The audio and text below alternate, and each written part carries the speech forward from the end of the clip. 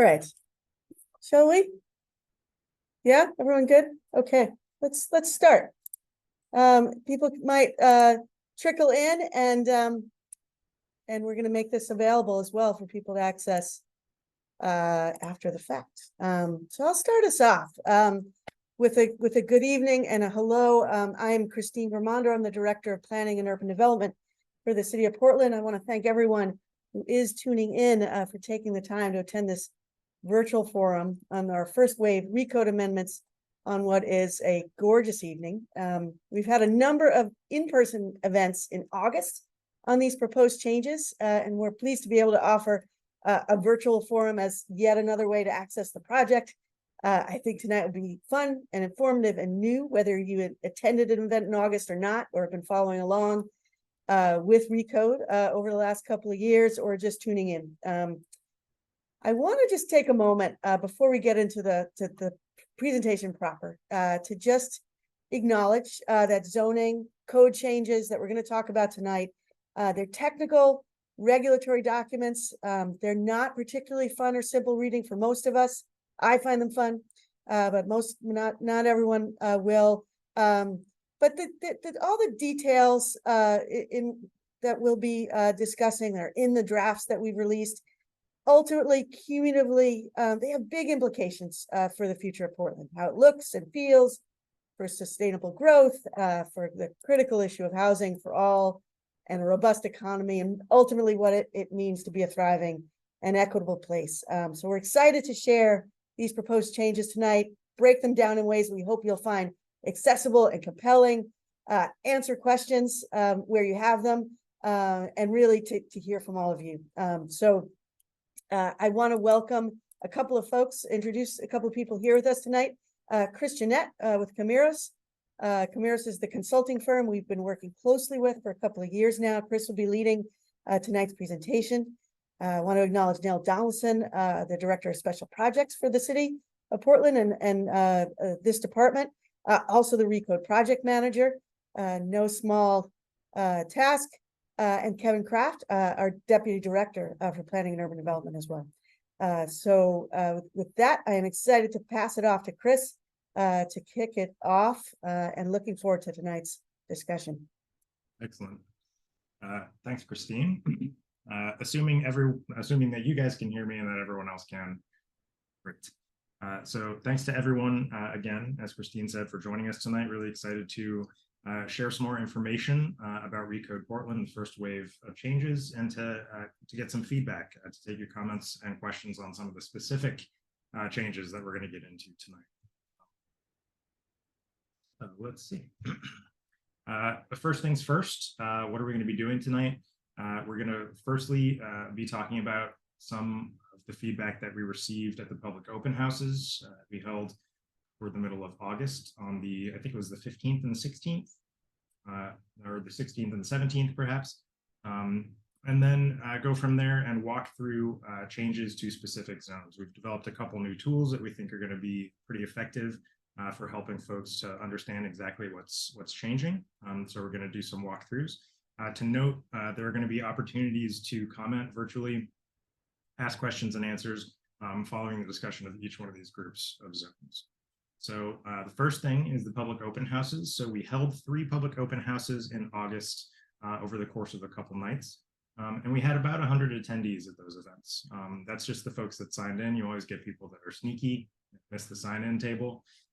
So it was likely a little bit more than that. We held one downtown at the downtown branch of the public library, one out in North Deering at Laceth Elementary School, and then one out on Peaks Island as well.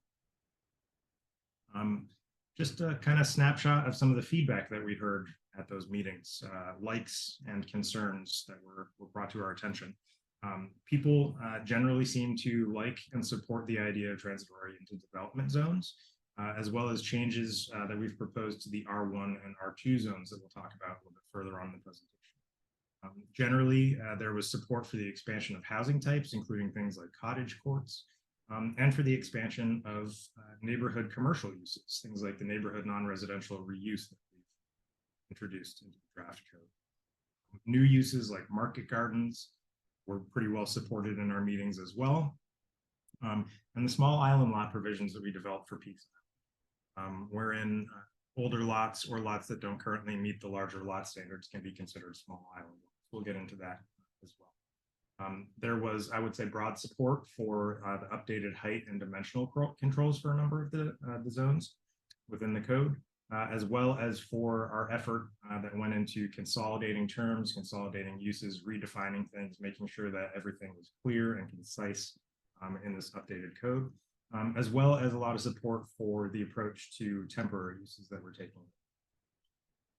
On the concern side, we heard kind of a lot of concerns related to the same things that people supported. So, no need for transit-oriented development. We heard that non-residential reuse may be too limiting as a concept, and we should allow non-residential uses more broadly in residential areas. We heard that the updated heights that we're proposing may be too much in certain contexts. Maximum building lengths may need a little bit of work. There was concern that we're making sure as we work through this process that we're applying all of the changes that we're making equitably across the city. Concerns about multifamily conversions, specifically conversions of existing single-family dwellings, and really changing the pattern within existing neighborhoods. And then there were concerns about some dimensional controls as well, that the lot area minimums are too big, that the setbacks are too high, small island lots not small enough, and in general that the changes don't adequately address affordability is a comment that we heard as well. Just want to kind of highlight for the group here, we're trying to balance a variety of perspectives throughout this process, right? And I think you can see that's highlighted here in these two comments that we received at the open houses. There is certainly one group of people who perceives that we're not being aggressive enough in Recode to address the city's pressing housing challenges, affordability, and climate change. And then on the other hand, there is an important group of people that thinks we might be being too aggressive with some of these changes, particularly as they involve allowing new types of dwellings or density in areas off the density. So just really want to highlight that our effort here is to try and balance a variety of perspectives with best practices, as well as the policy that is established within the city's comprehensive plan. So we're working to try and do that. One thing that we did here at the open houses was that it would be useful for folks to have a comparison tool, some way to compare the old standards to the new standards so that they can see exactly what they can do now, as well as what will change under Recode. And so what we have spent the past couple of weeks doing is developing what we're calling zone guides. And so we've developed these for all of the residential neighborhood zones, all of the island zones, and all of the mixed use zones. And you can see these are really just kind of at a glance, descriptors of what has changed in each one of these zones. General purpose statement information, what uses are allowed, both in terms of residential uses and non-residential uses, and then really at a glance kind of visual cues in terms of how dimensional standards have changed from one district or a current district to a proposed district.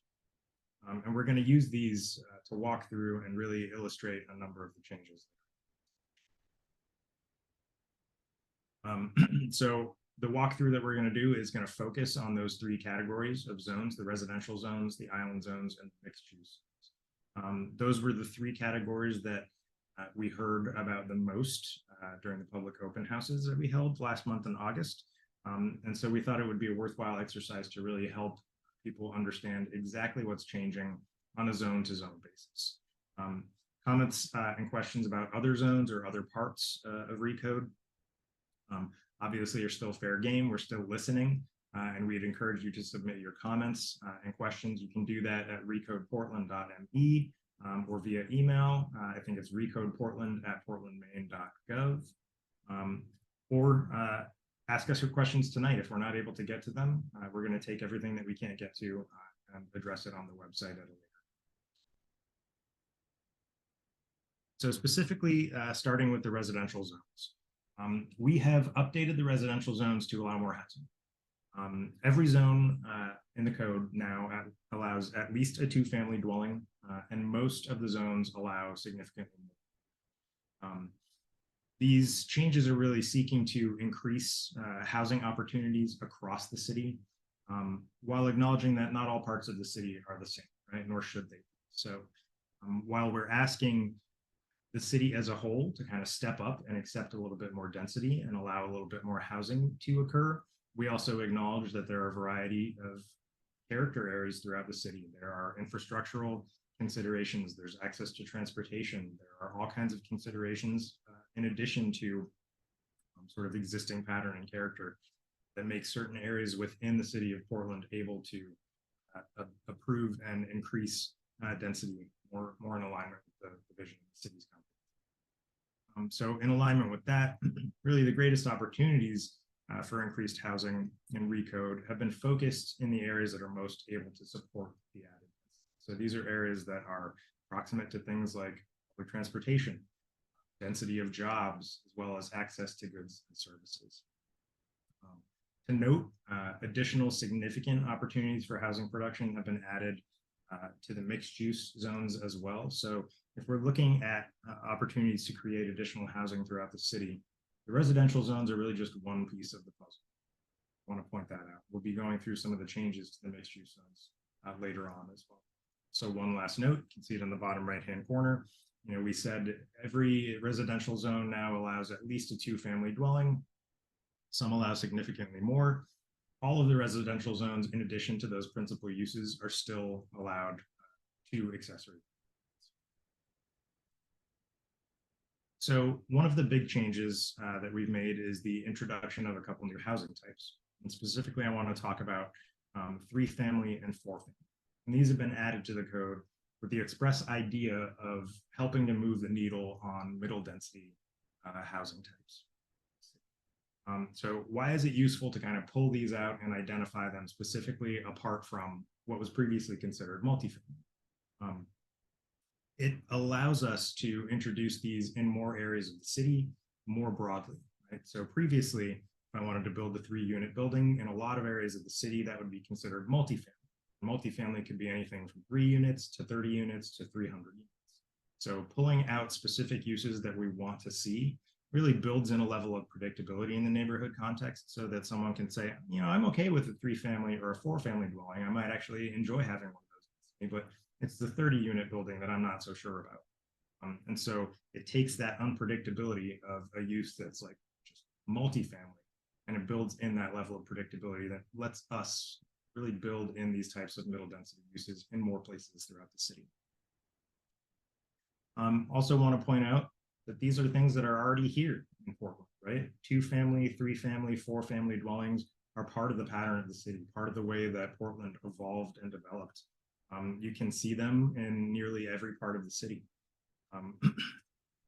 Just looking here at 2-family dwellings, we developed a little bit of point data here. There are just about 1,800 2-family dwellings in the city. You can see they're concentrated in the West End and Munjoy Hill in areas that are really kind of close off Peninsula, but then they also move up Forest Ave and Allen's Corner and permeate into the neighborhoods, right? They're part of the fabric, not just on the corridors, but within the neighborhoods as well.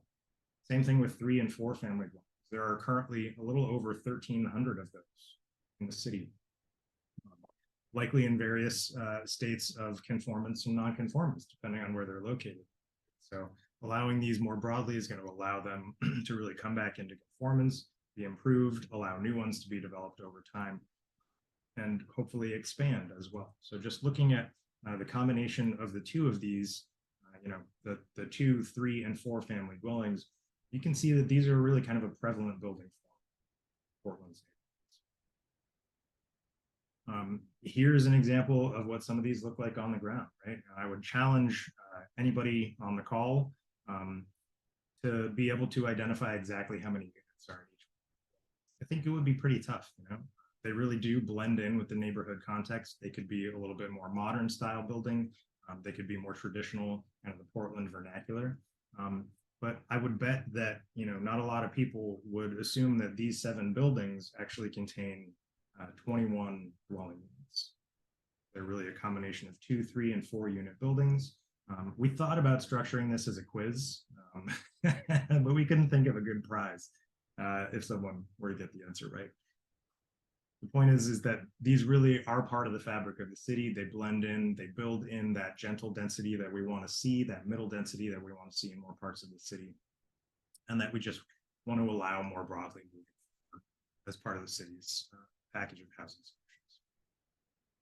So I want to take a little bit of time now just to walk through some of the specific changes to the residential zones, as I mentioned, using the zone guides that we have developed. So the first one of the residential neighborhood zones is the RN1. And this one combines the existing R1 and R2 zones from the current code into a new residential neighborhood zone that is still intended to accommodate the lowest density of residential city. Think about areas like Stroudwater and North Deering as being good examples of what might fall into the RN1. Looking at the uses that would be allowed, if you look at the R1 and the R2 currently, you can see that they allow for a single family dwelling as well as a variety of sort of residential compatible uses, things like group homes, which have to legally be allowed, places of assembly, schools, parks and open spaces, agriculture, and accessory dwelling units. Looking forward at the RN1 zone, you can see that we've added in some significant uses. We've added in the two-family use, we've added in the use of the neighborhood non-residential, and we've added in market gardens. You can also see here in the list, previously intermediate care facilities and long-term care facilities were permitted. Those are still permitted, they've just been consolidated into the residential care facility category. So some gentle increases in the uses allowed just to bring in the two-family and the neighborhood non-residential use into the RN1. Dimensionally, things have changed a little bit as well. So if you look at the diagrams here, you can see the current R1 standard is about 15,000 square feet as a lot area minimum. And so what we've done is we've just gone with the lesser of those two. So we've gone with the 10,000 square foot lot area minimum. This is, I think, the highest lot area minimum for dwelling within the code. But you can see that we've made some fairly significant changes to the setbacks that are. So the current R1 and R2 require 25 feet of setback as a minimum, both in the front and the rear yard, and then anywhere from 12 to 16 feet on either side, depending upon the height of the building. So 12 feet is if I think you're a one-story building, and if you're a 2.5-story building, you're required to put in 16 feet sides. We've reduced fees. So right now, under the draft code, you would only be required to meet that 12-foot setback on the side, regardless of the building height, and we've reduced the required front setback to 20 feet. And these changes are the results of analysis that's really looked at the pattern of development in a lot of these places and seen that it's predominantly a little bit smaller. The setbacks are predominantly a little bit smaller. The lots might be a little bit smaller. Really acknowledging that providing this additional flexibility benefits both the ability to build new homes in these areas, as well as the ability of homeowners to continue to improve and reinvest. Looking at the maximum heights, you can see they've stayed the same, 35 feet. Moving on to the RN2. So the draft RN2 zone replaces the current R3 zone, and it's intended to accommodate residential development that are at least 6,500 square feet. So some examples of where the RN2 might fall would be North Deering, Mason's Corner, Rosemont, areas like Riverton and Back Cove. And in terms of the uses for the RN2, you can see currently the R3, which the zone is based on, as I mentioned, would allow for a single family as well as multifamily as reuse only of an existing non-residential structure. Other residential complementary uses, as with the RN1, would continue to be allowed. The R3 previously allowed PRUDs or PRUDs, planned residential unit developments. That is something that has gone away, so you'll see that that's removed from the draft RN2. So the draft RN2 adds in, again, the two-family use. It maintains multifamily being allowed as reuse of existing non-residential structures. And then it builds in those two key uses, the neighborhood non-residential reuse.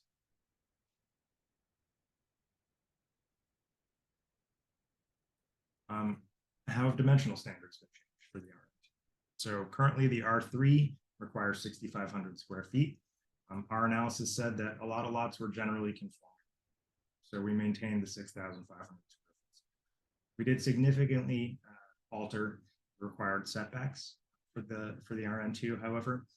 So you can see 25 feet previously required in the R3 on the front and the back, as well as that range based on the height of the structure, anywhere from 8 feet to 16 feet on either side. We have reduced that to the 8 feet as the maximum that you'll be required to put in. The minimum and the maximum, I guess, is how it works now. It's the low end of the previous required setback. And what we've done is we have created essentially a zone within the front yard where your building has to be located. So the way that it works within the draft is you look at the average of the adjacent front yards, calculate the average, and then your home can be located within 5 feet on either side of that. So you essentially get a 10-foot build-to zone based on the average of developed lots on either side. So a little bit more of a contextual control. If things are coming a little closer to the street, we're allowing that to continue. Same as with the RN1, heights have been maintained at 30 feet. Looking at the RN3, one would take the place of the current R4 zone, and it's intended to accommodate more of a mix of dwelling types on lots that are at least 6,000 square feet. Good example of where this is located is it's the Western Prom. So the previous R4 zone allowed for single-family dwellings, two-family dwellings, and then the multiplex dwelling, which is no longer going to exist within the draft code. It was a little bit cumbersome to use. It required a specific lot area per unit, and it just didn't really work to produce the types of dwellings that we're hoping to see within the 3 and 4 family. As with the others, some complementary residential complementary uses are permitted. An important one to note there is that off-street parking is currently permitted in the R4 as a principal use. And we've removed that moving forward.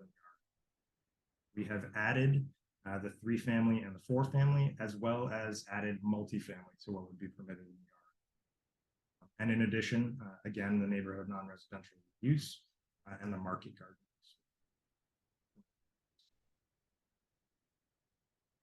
Dimensionally, the minimum lot area has stayed the same at 6,000 square feet. But again, setbacks have become more flexible.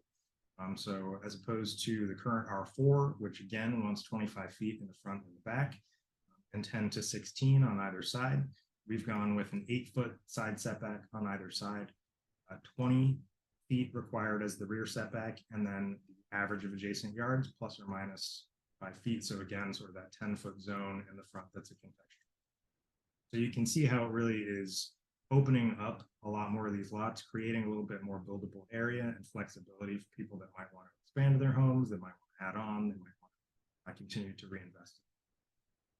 35-foot height maximum has been maintained for the in the RN4. We're talking about the zone that would be replacing the current R5 zone. And so this one would allow for a mix of dwelling types on lots that are at least 5,000 square feet. So stepping down another increment. Examples of this would include spots like East Deering, Oakdale, Deering Center, and Libbytown.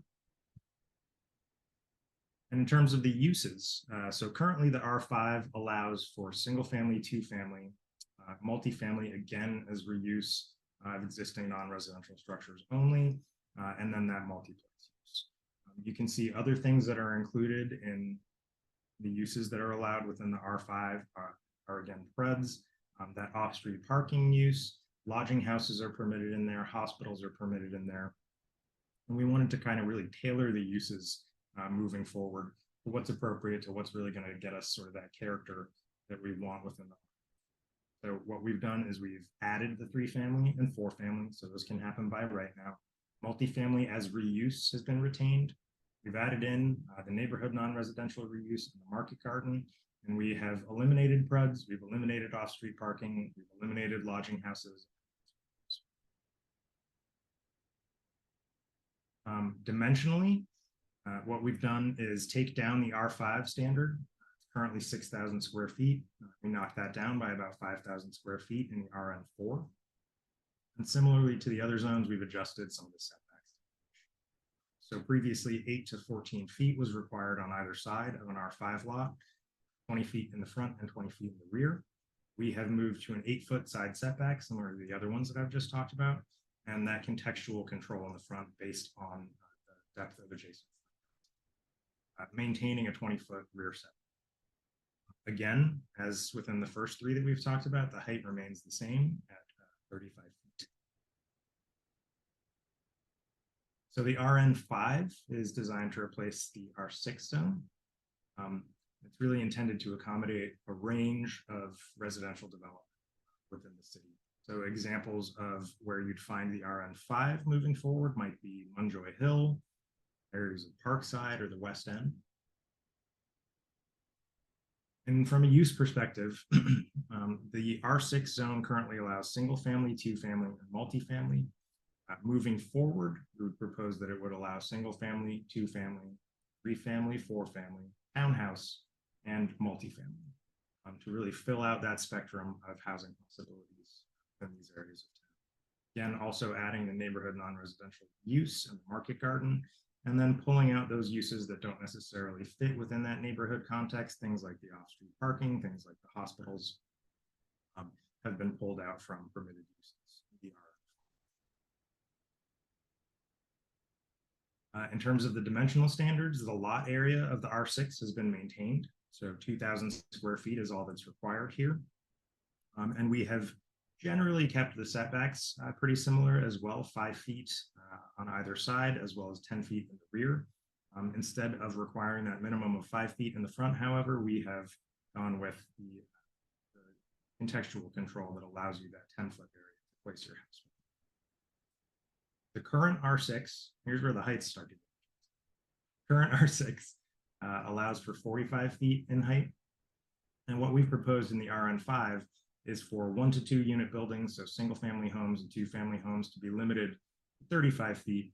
But then if you're doing a 3 unit or a 4 unit, you would be able to get that little bit of extra height and move up to that 40. Moving on to the RN6. So the RN6 really combines the intent of the current R5A and R6A into a new zone that's really intended to accommodate pretty high density stuff on pretty big lots within the city of Portland. Some examples of developments here include things like Stevens Square, or Park Danforth, I believe is in the R5A. And looking at the uses that are permitted in here now. So the R5A and R6A zones currently allow for single family, two family, and multifamily, as well as a whole host of other sort of compatible non-residential uses. We have suggested that single family and two family would no longer be allowed within this zone, that it should be used as a tool to create that type of density, and so that those dwelling types wouldn't really be appropriate for these areas. So we would recommend allowing multifamily and then bringing in some of the neighborhood uses like the market garden, the neighborhood non-residential use. Planned residential unit developments, again, have gone away. There are some similar uses here. However, we have removed off-street parking again. We've removed hospitals, which were previously allowed in the R6A and the R5A, and general office was also previously allowed. We've removed those uses to really get at the residential orientation of the zone.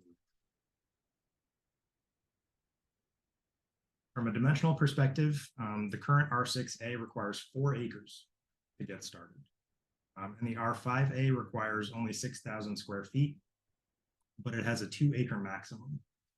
So what we've proposed is within the RN6, we would require 40,000 square feet and 1,200 square feet per unit. So you need a little bit more room just to get started, but then it's only 1,200 square feet per unit. So we have also adjusted the minimum setbacks pretty significantly in accordance with this new lot size. You can see the R6A, really big lots, somewhat minimal setbacks for the size of the lot. And the R5A, allowing that 6,000 square foot lot with kind of the typical 25 in the front, 25 in the back, 10 to 16 on the side. What we have proposed is that in the R6, you would need to provide that 40,000 square feet and 25 feet on every side. So we're caring a little bit more about how you address the edges of your property and allowing you to do a little bit more density within the interior. Looking at the heights, the current R6A allows up to 65 feet in height. The current R5A allows up to 35 feet in height. We've kind of landed in the middle here with the RN6 and said that 55 feet in height would be appropriate height for this. And then finally, the RN7. So the draft RN7 really looks to the current R7 overlay to establish this as a new base residential zone that would really accommodate a dense residential neighborhood that we're thinking would predominantly be found on the peninsula. Currently, it's applied to specific sites as an overlay zone. Some examples are sites within East Bayside, Parkside, and parts of the West End.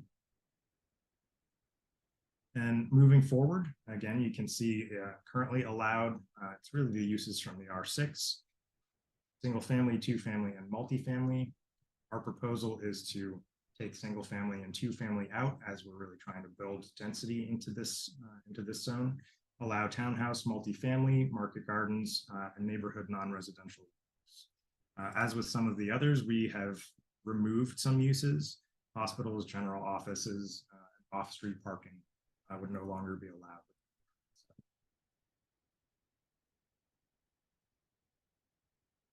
From a dimensional perspective, things have stayed relatively similar.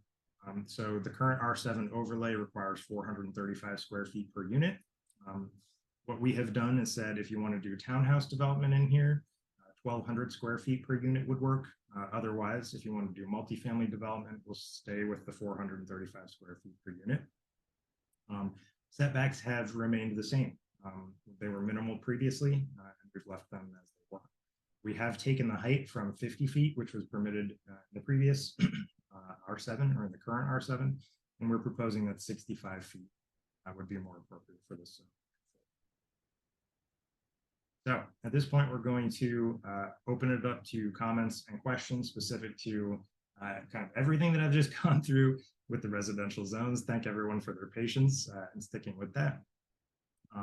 We are going to do this virtually through slido.com. If you took part in the virtual forums that we had earlier last year, it's the same tool. You can open up a window next to where you're viewing this presentation, go to slido.com, type in the code there, 1770090. Or if you've got an iPad or a phone, just scan that QR code and it'll take you right to the presentation. I'm going to leave this up for probably another 30 seconds. Just people have different speeds with technology, and then we'll move on.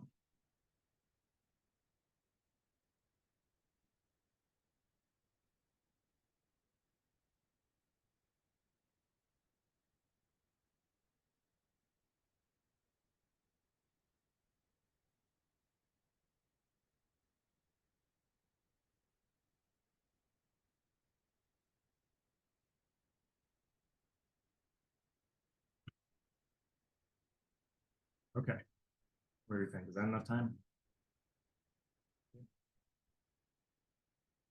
So just want to lay out a couple ground rules, expectations for this. Let's make it a positive, productive discussion, please. I want to make sure that everyone is being respectful and using appropriate language here.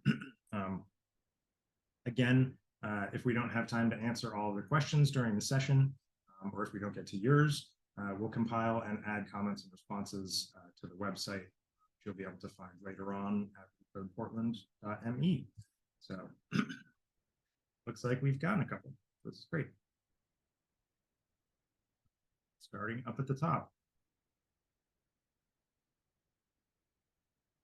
Is it staff's impression that this complies with LD 2003? It would seem to not, given it doesn't allow for 4 units wherever there is sewer and water. Would you guys like me to take this one, or does someone from the city want it? I can take a stab at it. Go for it. We'll jump in if we need to.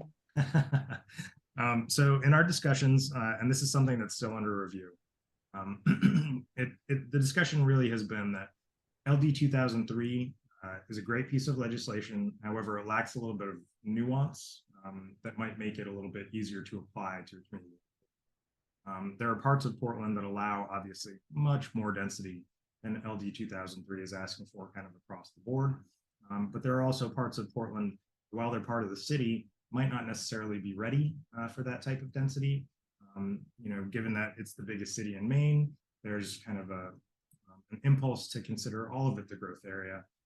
However, we do want to maintain sort of the varied character of the city's residential neighborhoods and really build in the density where it makes sense, as we spoke about before, kind of in proximity to where transit is and proximity to where jobs are and other opportunities. So if you look at what is allowed everywhere throughout the community, it's a minimum of 2 family homes, right? So even in the RN1 and the RN2, you'd be allowed to build a 2-family home, and you would also be allowed to develop 2 ADUs on your lot, which would get you to that 4-unit development of the 2003. So that's how we're approaching it at this point. Yeah. Christine, And I would just add, Chris, Yeah. there is some nuance in the law around ADUs and dwelling units. And so the LD 2003 provisions, which we're working on with Corporation Council now, specify that on lots that do not have any existing residential use in them within a growth area, you need to allow up to 4 units. And so we anticipate that there will be additional language within the use article to reflect that specific circumstance. So more to come on LD 2003 in the coming months. And Christine, you were going to add that as well. Yeah, it just we're all jumping in on this one. The only other thing I'd add is one of our approaches to LD 2003. I think Chris covered a lot of the ways that we are exceeding what LD 2003 requires by the nature of the work we've already been doing and Portland's approach to growth and housing over the years. And again, LD 2003, a statewide law that communities across the state are sort of in the process of implementing in their different ways. And so for us, I think one of the things that strikes us is there's really very few areas where we have a gap. I think what I think of our LD 2003 project as is sort of closing those gaps and reconciling those gaps. So we have LD 2003 is also on a different time frame than Recode, even though they're going to have to, the Recode's happening now. LD 2003 changes, if we need to make any, would need to be adopted by the new year. And so our practical approach has been to break off the few areas where we think we have a little bit of reconciling to do and bring them forward on a different time frame this fall and winter.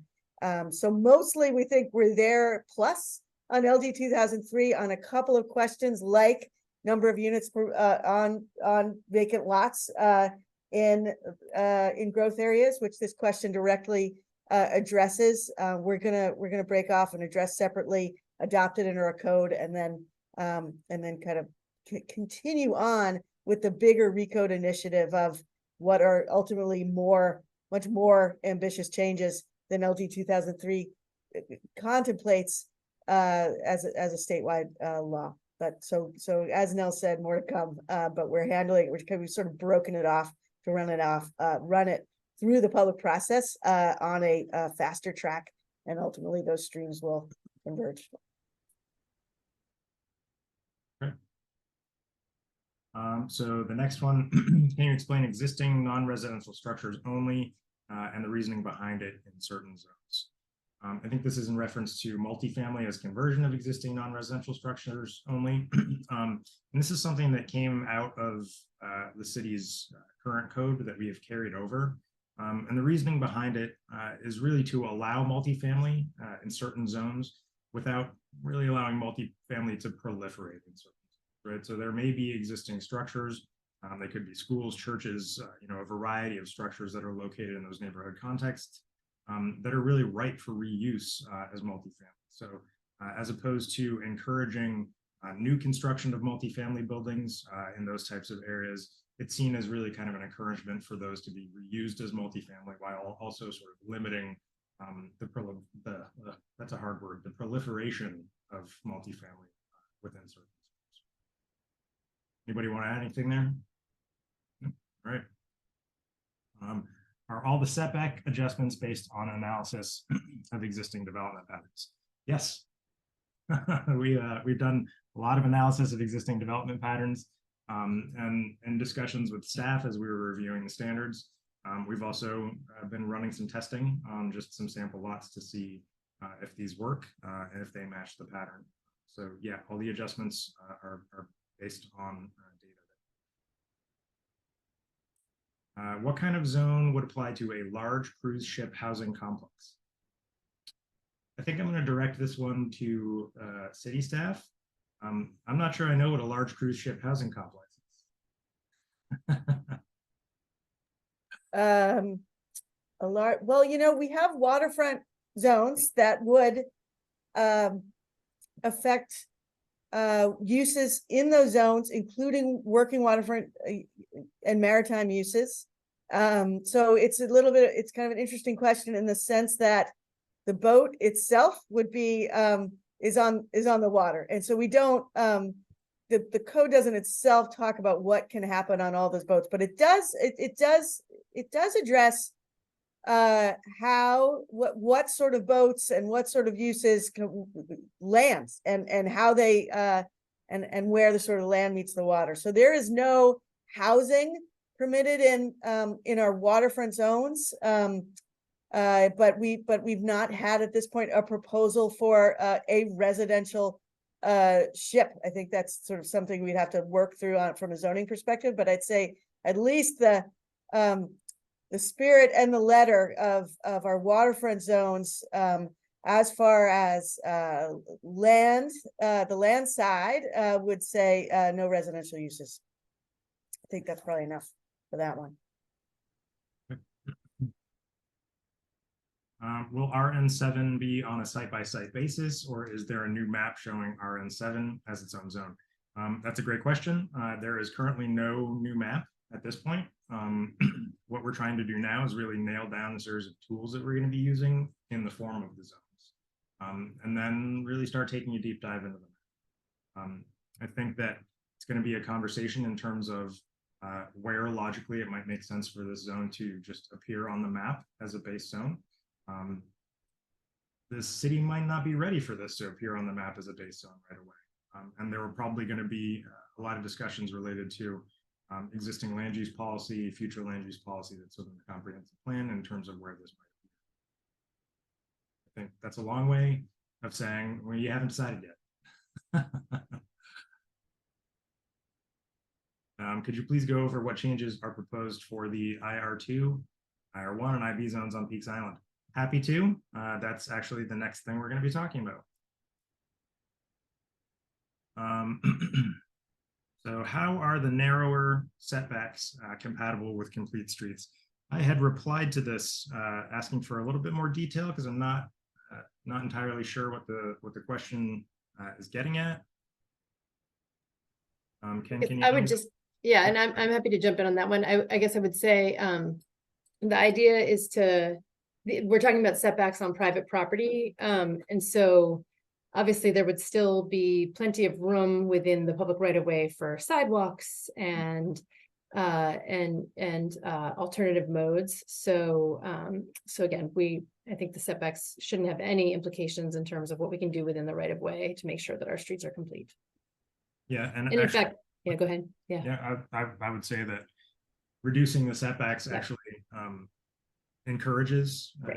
It's a component of complete streets, right? Because it encourages pedestrian orientation to the building facades. If there's less room to do something like stick parking in the front, which could potentially create conflicts between bicycles and cars, pedestrians and cars.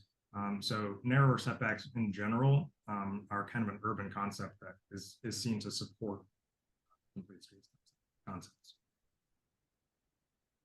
Right. But that's all we got. So great. Good time to move on to island zones. So with the island zones, our intent here was really to update standards in the IR1, IR2, and IB to match the patterns of development that are out there on Portland's islands. We have specifically for Peaks Island and the IR2 developed small lot provisions, really to match that particular development pattern that's seen out on Peaks Island and the IR2, as well as to allow for some new small lot development within certain parameters. And then finally, we've allowed uses within the IB that were previously not allowed. So we've expanded the uses within the IB, really the idea there being to encourage the creation of complete neighborhoods out on the islands. So similar to what we did with the residential neighborhood zones, we're just going to walk through the island zones as well. So we've proposed some changes to the IR1, which is really intended to accommodate the lowest intensity of residential development out on Portland's islands. You can find IR1, for example, on Great Diamond Island, Little Diamond Island, and Peaks Island. So from a use perspective, currently what's allowed in the IR1 is a single family dwelling, as well as that sort of limited use, limited set of complementary uses, right? So agriculture, childcare centers, accessory dwelling units, solar energy. What we've done is we've maintained it relatively similar to how it is now. Only single family would be permitted. These are the lowest density, lowest intensity areas out on Portland. We have added the neighborhood non-residential reuse into this context. So if those buildings are out there, they can be brought back online as local commercial uses. And we have maintained that series of compatible uses as well. From a dimensional perspective, relatively modest changes. So the current IR1 requires 40,000 square feet. We are continuing on with that 40,000 square foot pattern out there on the islands. And then in terms of the setbacks, really the only area that has changed is we have proposed to go from a 30-foot minimum in the front setback to a 20-foot minimum. That's just based on some of the analysis that we did. In terms of heights, the current IR1 and the draft IR1 would both maintain 35 feet as the maximum. The IR2 has some key changes that include, as I mentioned, the creation of the small island lot provisions for Peaks Island, and adjustments here really intended to, as I mentioned, accommodate and protect existing development patterns. Similar to the IR1, you can find this on Great Diamond, Little Diamond, Peaks Island. So the current IR2 allows for a single family dwelling and that limited list of non-residential compatible uses. And we've done kind of the same thing with the uses in the IR2. We've allowed single family non-residential reuse, as well as that list of compatible uses. So the current IR2 requires a 20,000 square foot lot area minimum. Moving forward, the base IR2 would continue to require 20,000 square feet as a minimum, unless you are a small island lot. So as of the effective date of this code, if you don't meet those standards and you're within a certain size, you can be considered a small island lot, in which case your standard would be 4,000 square feet. We have also developed a series of setback standards for small island lots, as well as a series of provisions for how new small island lots might be created. Recommend, if you're interested in this, to check them out in the draft. So the current IR2 is a 25-foot rear setback, 20 feet on either side, and then 25 feet or the average of adjacent front yards, whichever is less as the front. Moving forward with the IR2, we've reduced those side setbacks. This is something that we heard in conversations with a lot of people living out on the islands, is that the 20-foot setback was causing a lot of problems for existing houses that wanted to continue to improve or expand. So we've reduced that to 12 feet based on some analysis that we've done. And we reduced the front yard to 20 feet or the average of adjacent front yards, whichever is less. Looking at the small island lot, it's again that 20-foot standard in the front, or if your adjacent neighbors are less than that, you can match that. 10 feet to either side, and then 20 feet on the. So it's a small lot, but it's really intended to maintain kind of a buildable area for those small. In terms of heights in the IR2, 35 feet would be maintained. There is the current provision for 27 feet on Little Diamond Island, and that is not proposed. So the IB zone is also due for some updates. It's transitioning to what we're calling a modified but similar zone. Same. So most of the changes to the IB are really focused on expanding some of the allowed uses to, again, get at that concept of complete. Again, can be found on Great Diamond Island, Little Diamond Island, a lot on Peaks. So from a use perspective, the current IB allows for single family, two family, and multifamily, as well as a bunch of uses that you see listed here, everything from auto service stations to off-street parking, hotels, restaurants. What we have done is we have added 3 family, 4 family, maintained multifamily here, added greenhouse and nursery as a retail option, as well as general offices to the IB. So just trying to kind of gently expand the uses that are permitted within this area to really get at it being just a little bit more mixed use than the current. In terms of dimensional standards, the IB currently requires 20,000 square feet. We have maintained that as a standard if you're not served by public water. However, if you are served by public water, we've reduced it to a 5,000 square foot. Not served by public water, setbacks have been relatively maintained, so 10 feet on either side and 10 feet in the rear to match the current. But similar to some of the residential zones, we've gone with the average of adjacent front yards plus or minus 5 feet. So again, creating sort of that 10-foot zone in the front as opposed to the minimum setback. There is the averaging provision built into the current standard, but we felt this was a little bit. We've done the same thing for IB that's served by public water, so those lots are allowed to be smaller. Again, 10 feet on either side, 10 feet to the rear, and then the averaging that establishes that 10-foot zone. Both the current IB and the draft IB would maintain 35-foot maximum height limitation as well. So that is the changes to the island zones. And we're going to do the same thing that we did last time in terms of taking comments and questions and responding. So again, not sure if we have anybody new. I haven't been able to keep my eye on the participants. But if you're new, we're doing this through a service called Slido. You can join the interactive component at slido.com. Just type in that code. I'm going to give a little bit less time this time. Count silently, sing the Jeopardy song inside my head.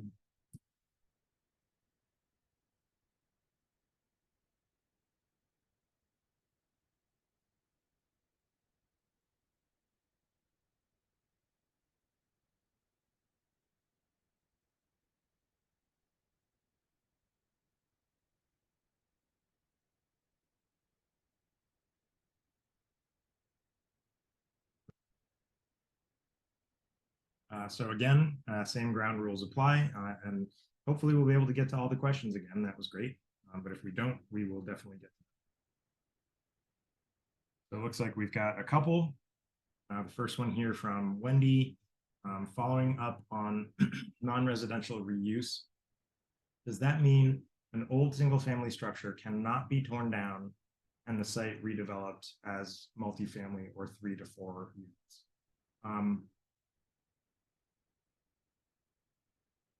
I'm not sure that there's a connection between the non-residential reuse and the tear down of a single family to be redeveloped as multifamily or 3 to 4 units. I think the important thing is that multifamily and 3 to 4 units really would only be allowed in the IB the way that we have framed it out, and not within the IR1 or the IR2. And they're relatively hemmed in. Let me go back and check. Chris, I just want to clarify. I think that question was related to the previous section on residential zones. On residential? Yes. Okay.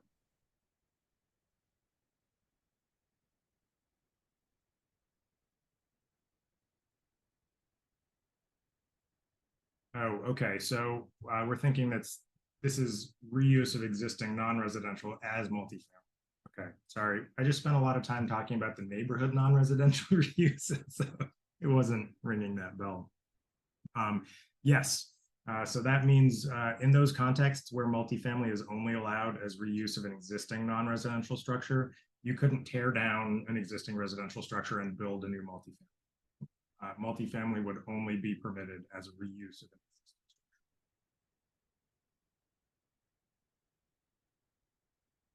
structure. However, if a 3-family building or a 4-family building were permitted in addition to multifamily, and I'm not looking at the code right now, so I can't say if that's the case.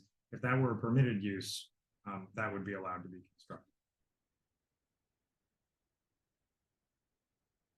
What lot sizes will be required for ADUs in the IR2 and the IR1?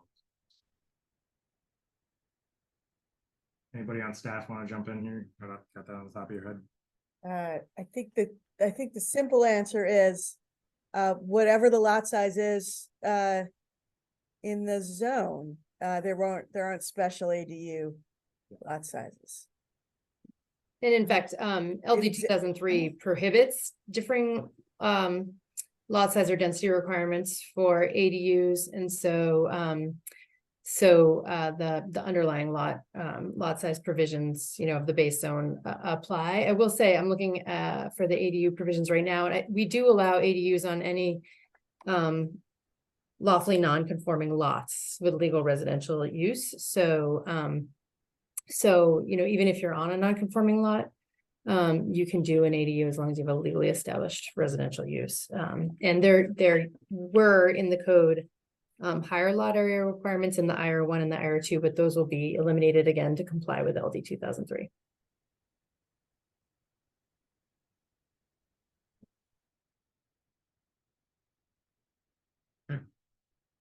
It doesn't look like we have any other questions on the island zones. So let's go ahead. Oh, I'm seeing one pop through. Given that Peaks Island's IB zone is primarily made up of high-end residential homes, has there been any consideration to expanding? This is a topic of conversation that has come up. And I would say it will come up again in the future, and we will look to folks like you, Ralph, to tell us what you think about expanding the IB zone, especially in places like Peaks Island. And once we get to the mapping conversation, there are going to be lots and lots of opportunities for folks to comment on the map and to make those sorts of specific suggestions.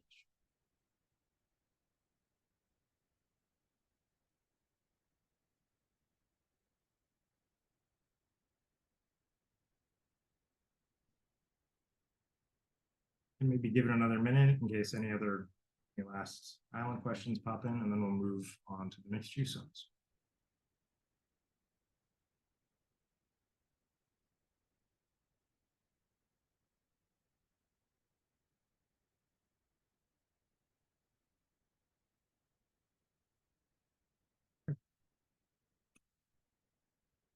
So in terms of the mixed use zones, our intent here has really been to update and refocus them to make sure that they're addressing really what is the full spectrum of mixed use that's seen within the city.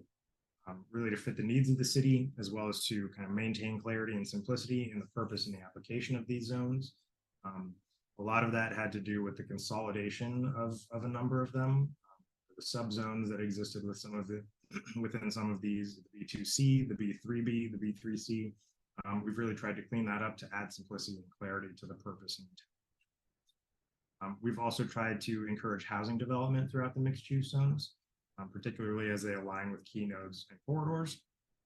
And we've built in some additional flexibility in these zones to address things like bulk height and placement of structures, just to make them a little bit more flexible. So starting with the B1, we have proposed some updates to the B1, which is proposed to be consolidated with the current B1B zone. So this would just be one zone moving forward and not two zones anymore. And the intent is really to continue to promote neighborhood scale, mixed use nodes, and encourage residential development. So some examples of where you could find the B1 would be Deering Center,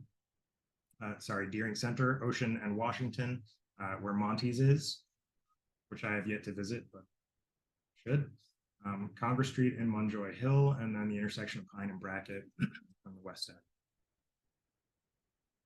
end. From a use perspective, Residential uses that are currently allowed in the B1 are single family, two family, and multifamily. Moving forward, we would add 3 family, 4 family, and townhouse to that mix, as well as a few other uses. So what you're going to see on these sheets moving forward is just a small sample of uses. These do not represent the totality of the change that you'll see if you flip through the code. There's just room on these sheets to really show everything. But we're showing a little bit of a comparison. So you can see the current B1 allows clinics. In the draft B1, those would no longer be allowed. However, we have moved to allow low impact industrial in the B1, which is an important change, as well as market gardens in there and uses like a specialty food service. So that could be anything from a candy maker to a coffee roaster, something that's a little bit more intense than just a typical coffee shop, but that would really blend in with the character.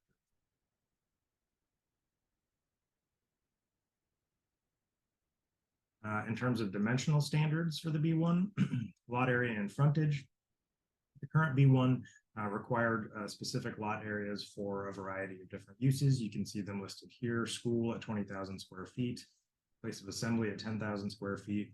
And then really kind of importantly, there was a minimum lot area required per dwelling unit. Current B1.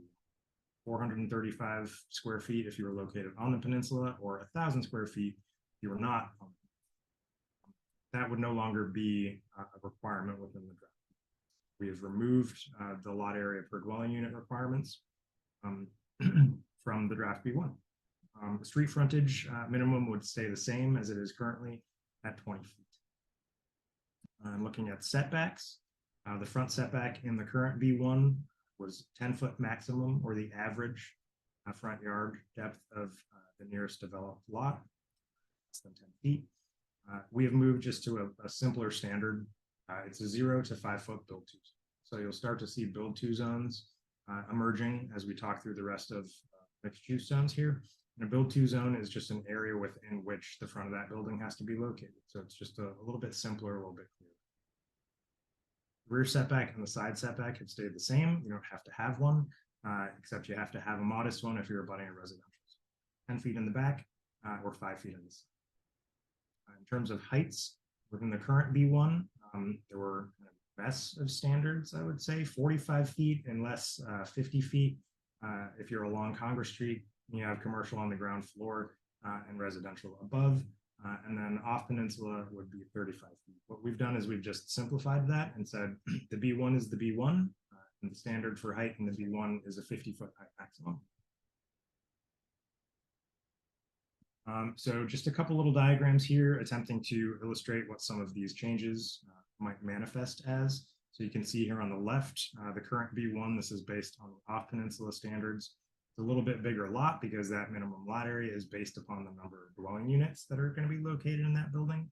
It would be limited to 35 feet in height, and it would be subject to that 10-foot maximum front setback. So it would be set back that.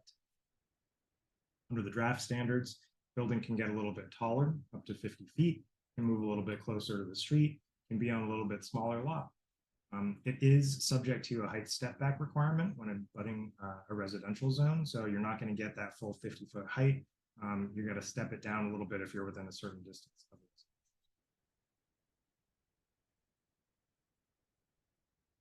it. The B2 and the B2B.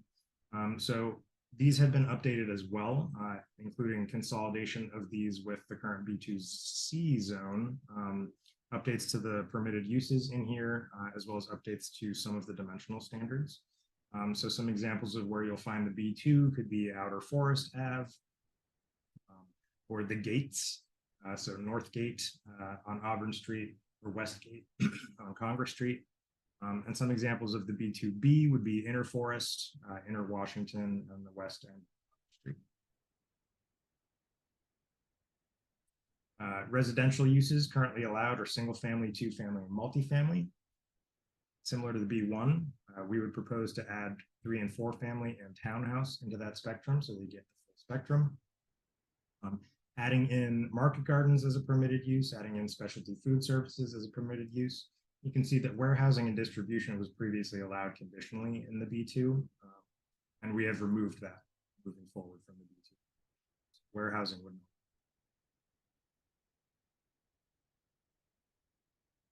From a dimensional perspective, very similar to kind of the changes that were made within the B1. The B2 required lot area per dwelling unit, different if you were on peninsula versus off peninsula, as well as required a 20-foot minimum street frontage. We have removed all of those requirements. In terms of the setbacks, it was a 10-foot maximum front setback in the current B2. We have moved that to a 0 to 10-foot build to zone, so kind of moving it to a build to zone, but it's a very similar standard. Same thing in the rear setback. The current B2 would require 10-foot setback minimum. We would only require a 10-foot setback if you're abutting residential.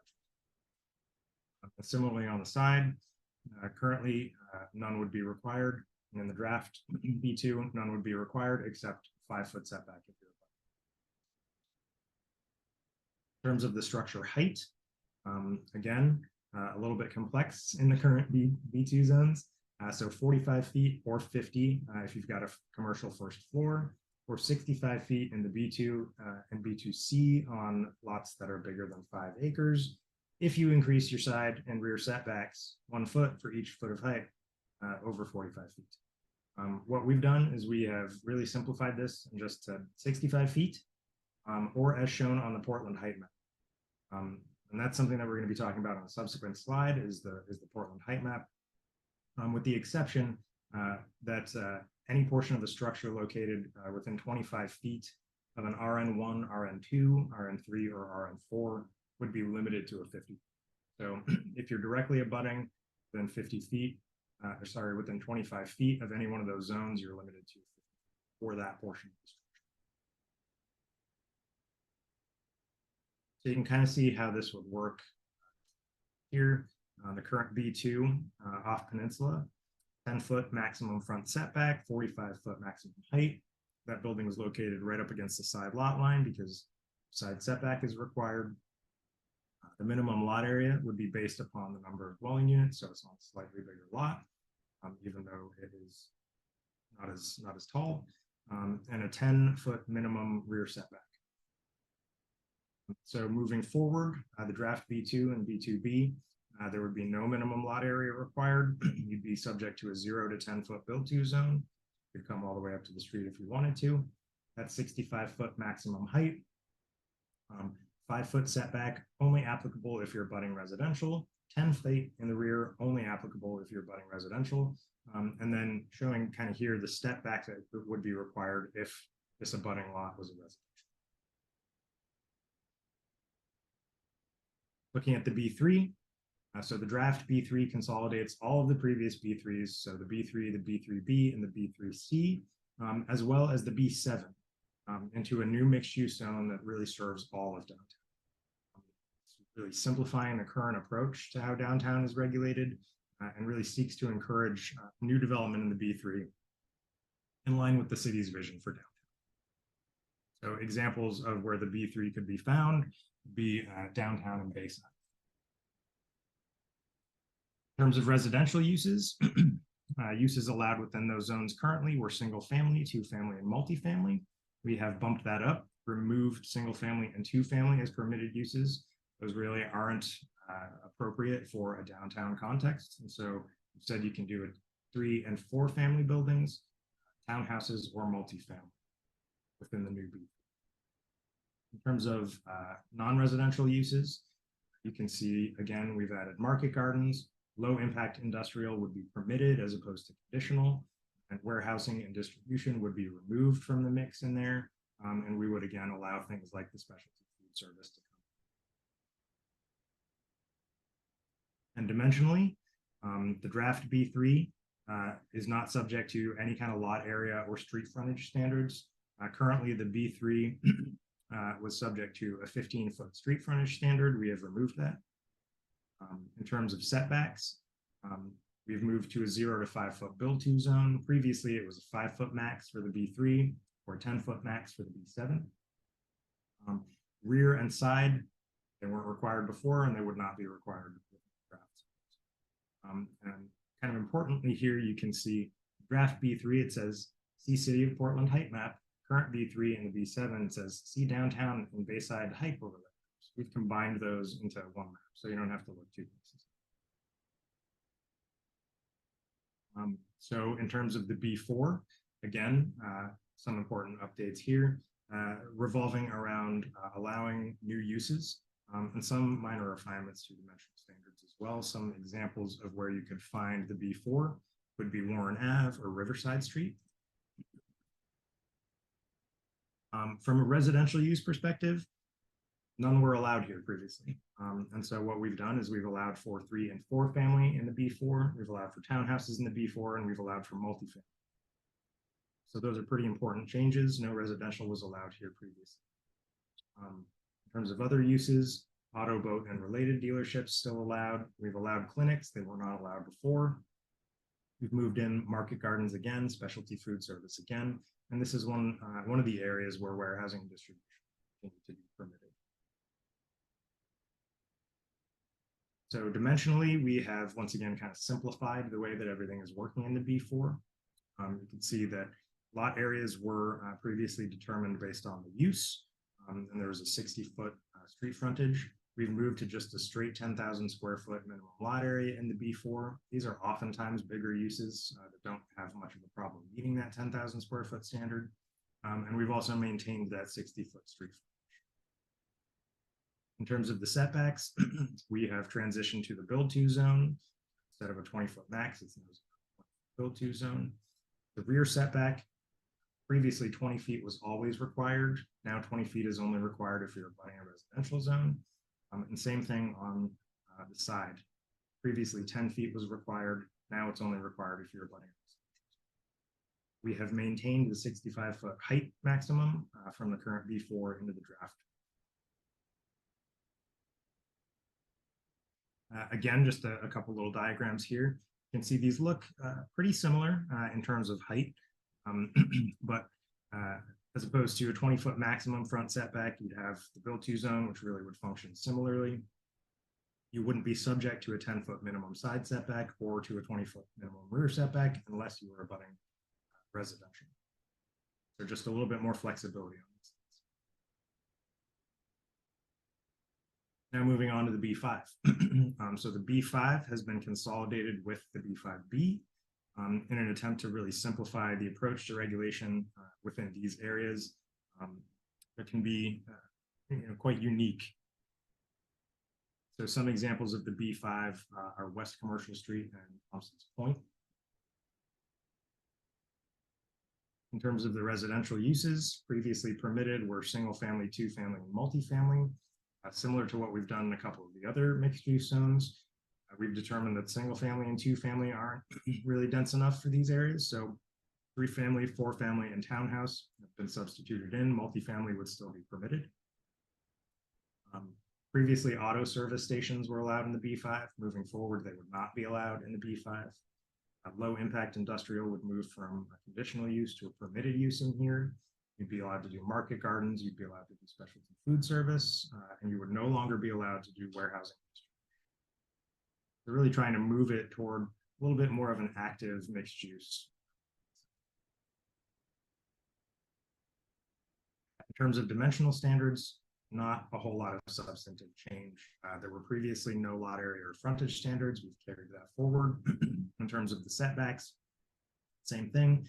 There were none. Except for that 10-foot maximum B5B. So we've moved to the 10-foot, 0 to 10-foot build-to zone. Nothing in the rear, nothing on the side. And the heights also similar. So the current B5, B5B had a little bit of detail in terms of a section of West Commercial Street south of Danforth. And we have just translated that onto the city of Portland. So now you've got a straight height maximum of 65 feet or whatever is on the city for your particular. And so finally, the B6. The B6 is a relatively modest update to the existing B6 zone.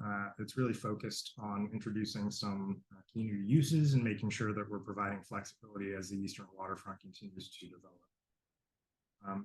So again, looking at the current residential uses, single family, 2-family, multifamily. Single family and 2-family would no longer be allowed, but 3-family, 4-family, and townhouse would come in. Market gardens would come in, specialty food service would come in, and warehousing and distribution, which was previously allowed conditionally, would no longer be. Dimensionally, not a whole lot has changed. There were previously no lot area or frontage standards, and we've carried that forward. The setbacks have been maintained, again, just moving from the 10-foot max to a 0 to 10-foot build-to zone, and moving from the previous 65 feet or as governed by the B6 building height overlay map to C City of Portland height. One caveat there is that the B6 building height overlay map still exists. It's referenced on the City of Portland height map. That was one that just had a lot of detail that was too difficult to combine that. So that one will still exist. You can see here what the height map looks like. We have updated it. It combines some of the existing height maps and regulations from within the code. So it's pulling some regulations from the 5. It's combining the Bayside height overlay map, downtown height overlay map, and all of the regulations within those. Generally, I think it is a fair observation to say that heights on the map have been increased from the current regulations. We would love some feedback on this. We put some time into really kind of making thoughtful recommendations about where height should be increased. And so we'd love some feedback. You can view the map in detail on the website. It is located within the draft dimensional standards article. So that's Article 7, and it's at the end. So now we're going to get to comments, questions, discussion, mixed use zones. Again, if you haven't joined, join at slido.com, punch in that code. I think we might have the same people. I'm not sure that that number has changed. I'm going to go ahead and just move on to the question and answers. I think generally the folks who are here have been here, so we should be good. Okay. Well, I appreciate you all. Thanks for sticking with us. All right, so if you got any questions about the mixed use zones or comments, happy to take them.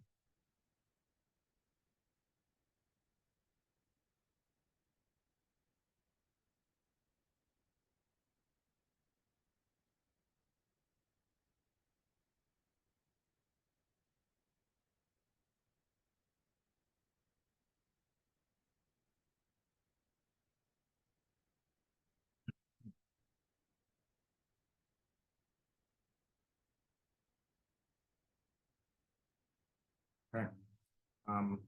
So in terms of the height map, you're never going to be able to read it as part of this presentation, Ken. I would suggest that pulling up the PDF is going to be the best way if you want to look at it in detail. And you can do that, as I mentioned, if you go to recodeportland.me, click on the first wave release and look at the dimensional standards and scroll all the way down to the bottom. It'll be a PDF in there that you can zoom in and out of. It'll be much easier to read than anything.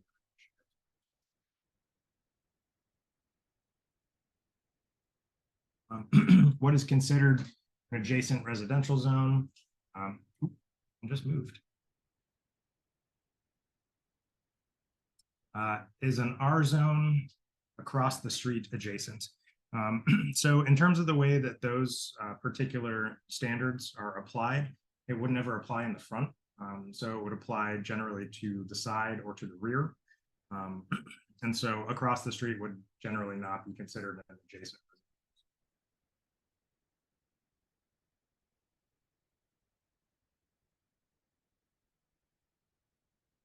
So for all the zones we've discussed this evening within the dimensional standards, are there any changes to lot coverage?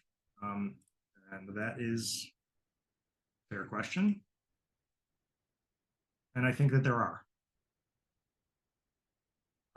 And that's something that we just kind of didn't have room for in terms of what we've put down here, but we can consider adding it to the sheets if that's something that folks would find out. And just as a sort of breadcrumb on that, Julie, the places that you'll see changes or you'll notice changes on lot coverage are generally within the mainland residential zones. So so that's a place to take a look as you're on the website perusing. And like Chris said, it's a good idea to add that to the zone guides in their final iteration.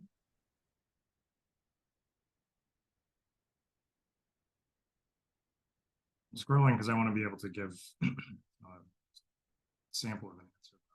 I don't have time to get there. Okay. Something will follow up. Why has the proposed height overlay map not carried a consistent 325 maximum along Temple/Union corridor between Congress Street and 4th Street? Whoops. Without looking at it, Kevin? Yeah, I'm happy to take this. This is a first draft, so we're still evaluating that corridor. I think some of the intention was to look at the context and the adjacency to Exchange Street, but we're welcome to hear feedback on that area. And certainly want to hear folks' thoughts on what we've proposed at this point.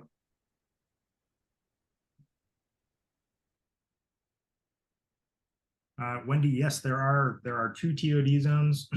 We haven't covered them as part of this presentation. They're actually brand new, so they wouldn't relate to an existing zone. And this session tonight was really to just provide an overview of what's changed from current zones to the zones that are essentially augmenting or replacing them, because that's a lot of the feedback and the questions that we received the open houses when we were there back in the middle of August. There are TOD zones. They are TOD 1 and TOD 2. Within the draft code, they're located right after the.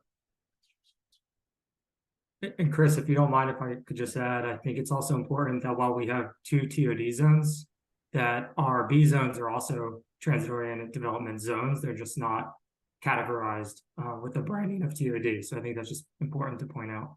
Yep.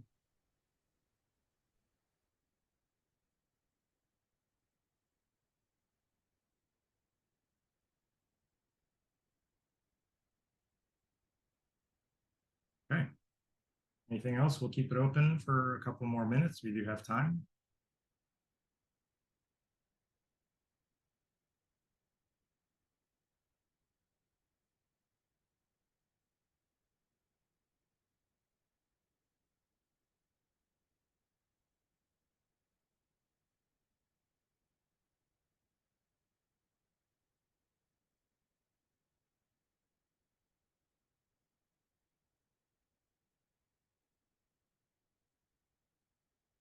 All right, not sure it looks like anything else is going to come in, so we'll just move forward here. As always, thank you all for coming. Really happy to be able to share this information with you all tonight and to get good questions. Please keep giving us your feedback. We're going to continue to listen. We're really taking all of the comments into consideration. Want to let everybody know that the formal public comment period on this first wave of material is going to end on October 13th, so about 2 weeks. Up until then, you can submit comments on the website, recodeportland.me, or email recodeportland@portlandmaine.gov. After October 13th, you can continue to submit comments on the website or via email. We are going to start reworking the documents moving forward after that public comment period ends, but we are always obviously listening as the process moves. Also want to just really roll through quickly a way that you can make a comment directly into the text of these draft articles. It's through this tool called Conveo that's used on the Recode Portland website, and you'll be able to find it if you go to the Recode Portland site and you click on the first wave changes. You'll see this page here.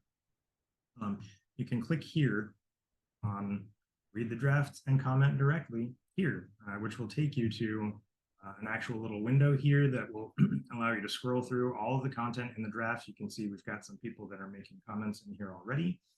If you click on any one of these, you can read the comment, you can give it an upvote, you can reply to it, or if you click anywhere, you'll see a little box pop up. Stick in your name, your email, and you add your comment. You can classify your comment type based on if it's a graphic, a convention, if it's some sort of content. It's useful for us to have that sort of metadata as we're sorting through the comments. So please encourage people to do that as well. And then, of course, if you click on Contact Us in the upper right-hand corner, that's where you'll see, again, all the information, the contact form, and how you can reach out to us by email. So thanks everyone for coming. Look forward to speaking with people further in the future and getting your comments. Please don't forget, formal comment period ends October 13th. Obviously, we are always reachable and we're always. Thank you. Night, everyone. Thanks all for being here.